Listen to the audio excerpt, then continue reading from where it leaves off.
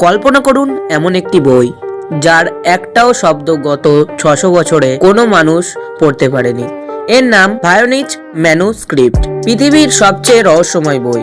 মধ্যযুগে লেখা এই পাণ্ডুলিপি এমন এক ভাষায় যার সাথে পৃথিবীর কোনো পরিচিত বর্ণমালার মিল নেই। বিশ্বের সেরা কোড ব্রেকার, এমনকি আধুনিক এআই পর্যন্ত সবাই ব্যর্থ। কিন্তু রহস্য শুধু লেখা নয়, রহস্য লুকিয়ে আছে এমন এক ভয়ঙ্কর ছবিগুলোতেও। অজানা গাছপালা, অচেনা নক্ষত্রমণ্ডলী, যার অস্তিত্ব পৃথিবীতে কোথাও পাওয়া যায় না। কেউ বলে এটি গোপন প্রাচীন বিজ্ঞানের বই, কেউ বলে এটি ভিন গ্রহের কোনো সভ্যতার সংকেত, নাকি এটি ছিল এক অতি বুদ্ধিমান মানুষের বানানো ইতিহাসের সেরা ধাঁধা।